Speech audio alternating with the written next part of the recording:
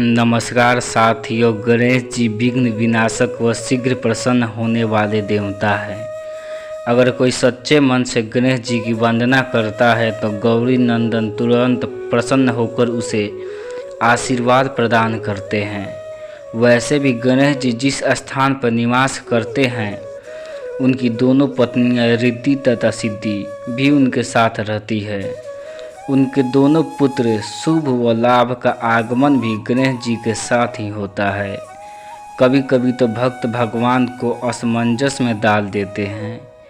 पूजा पाठ व भक्ति का जो वरदान मांगते हैं वो निराला होता है। काफ़ी पहले की बात है, एक गांव में एक अंधी बुढ़िया रहती थी। वह गणेश जी की परम भक्त थी।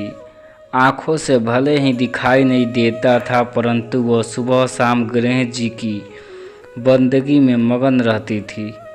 नित्य गणेश जी की प्रतिमा के आगे बैठकर उनकी स्तुति करती, भजन गाती व समाधि में लीन रहती। गणेश जी बुढ़िया के भक्ति से बड़े प्रसन्न हुए। उन्होंने सोचा कि यह बुढ़िया नित्य हमारा स्मरण करती है, परंतु बदले कभी कुछ नहीं मांगती। भक्ति का फल तो उसे मिलना ही चाहिए। ऐसा सोचकर गणेश जी एक दिन बुढ़िया के सम्मुख प्रकट हुए तथा बोले, माई, तुम हमारी सच्ची भक्त हो। जिस श्रद्धा व विश्वास से हमारा स्मरण करती हो हम उससे प्रसन्न हैं। अतः तुम जो वरदान चाहो हमसे मांग सकती हो।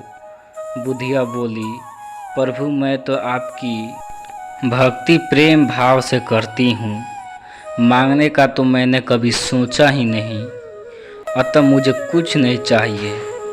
गणेश जी पुनः बोले, हम वरदान देने के लिए आए हैं। बुढ़िया बोली, हे सर्वेश्वर, मुझे मांगना तो नहीं आता, अगर आप कहे तो मैं कल मांग लूँगी। तब तक मैं अपने बेटे व बहू से भी सलाह मशवरा कर लूँगी। गणेश जी कल आने का वादा करके वापस लौट गए। बुढ़िया के एक पुत्र व बहू थे।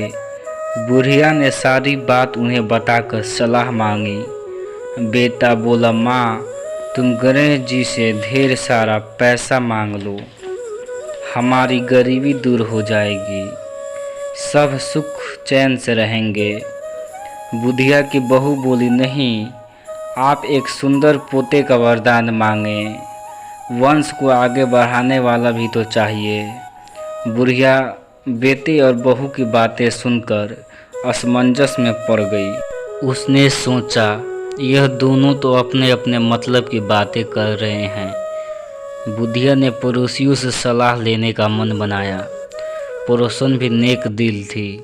उसने बुढ़िया को समझाया कि तुम्हारी सारी जिंदगी दुखों में कटी है, अब जो थोड़ा जीवन बचा है वो तो सुख से व्यतीत हो जाए। धन अथवा पोते का तुम क्या करोगी अगर तुम्हारी आंखें ही नहीं हैं? यह तो सांसारिक वस्तुएं तुम्हारे लिए व्यर्थ हैं, अतः तुम अपने लिए दोनों आंखें मांग लो। बुढ़िया घर लौट आई। बुढ़िया और भी सोच में पड़ गई। उसने सोचा, कुछ ऐसा मांग लो जिससे मेरा बहू व बेटे सबका भला हो। लेकिन ऐसा क्या हो सकता है? इस उधेड़-तून में सारा दिन व्यतीत हो गया। बुढ़िया कभी कुछ मांगने का मन बनाती तो कभी कुछ, परंतु कुछ भी निर्धारित ना कर सकी। दूसरे दिन गणेश जी पुनः प्रकट हुए तथा बोले, आप जो भी मांगेंगे वह हमारी कृपा से हो जाएगा, यह हमारा वचन है। गणेश जी के पावन वचन सुनकर बुढ़िया बोली, हे गणराज, यदि आप मुझसे प्रसन्न है तो कृपया मुझे मन इच्छित वरदान दीजिए। मैं अपने पोते को सोने के गिलास में दूध पीते देखना चाहती हूँ। बुढ़िया की बातें सुनकर गणेश जी उसकी सादगी वह सरलता पर मुस्कुरा दिए। बोले, तुमने तो मुझे ठग ही लिया है। मैंने तुम्हें एक वरदान मांगने के लिए बोला था, परंतु तुमने तो एक वरदान में ही सब कुछ मांग लिया है। तुमने अपने लिए लंबी उम्र तथा दोनों आँखें मांग ली है। बेटे के लिए धन व बहू के लिए पोता भी मांग लिया। पोता होगा, ढेर सारा पैसा होगा, तभी तो वो सोने के गिलास में दूध पिएगा। पोते को देखने के लिए तुम जिंदा रहोगी, तभी तो देख पाओगी। अब देखने के लिए 2 आँखें भी तो देनी ही पड़ेगी। फिर भी वो बोले, जो तुमने मांगा वे सब सत्य होगा।